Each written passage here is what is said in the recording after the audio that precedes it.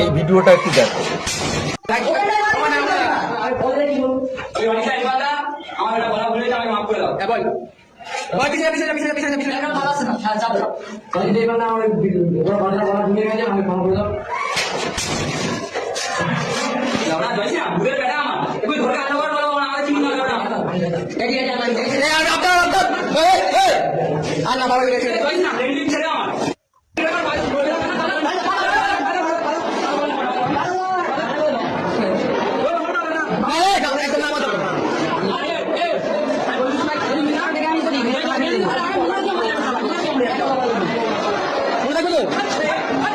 এটা হলো বারুইপুরের মাদারহাট স্কুলের একটা ঘটনা।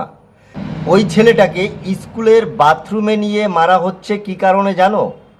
ওই ছেলেটা স্কুলে ভক্তির সঙ্গে জয় শ্রীরাম বলেছিল, আর সেই কারণে কিছু জানি না এরা কি জিহাদি মানসিকতার মানুষ নাকি আদৌ জিহাদি সেটা আমি জানি না, কিন্তু যদি স্কুলে ভক্তির সঙ্গে জয় শ্রীরাম বলার কারণে আজকের ডেটে দাঁড়িয়ে মার খেতে হয়, তাহলে ভাবতে পারছো আমরা কোথায় আছি? আমরা কি পশ্চিম বাংলায় আছি, না পূর্ব বাংলায় রয়েছি, নাকি পাকিস্তানে রয়েছি?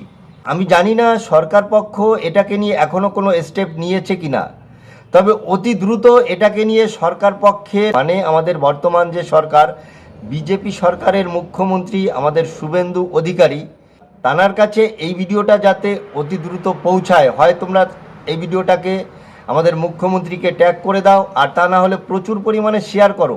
শুধু ওই জিহাদিগুলোই নয়, এদের গার্জেনদেরও সাজা দেওয়া উচিত, কারণ এদের গার্জেনরাই এদের ছোট থেকে মানুষ করতে পারেনি, তাই আজকে স্কুলে গিয়ে জয় শ্রীরাম শোনার কারণে তাদেরই সহপাঠী, তাদেরই ক্লাস ফ্রেন্ড, তাদেরই বন্ধুকে বাথরুমে নিয়ে এইভাবে বাজে ভাষা প্রয়োগ করে মারধর করছে।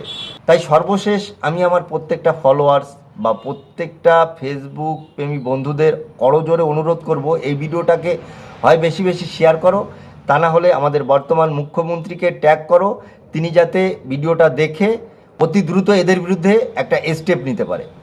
জয় জয় শ্রীরাম।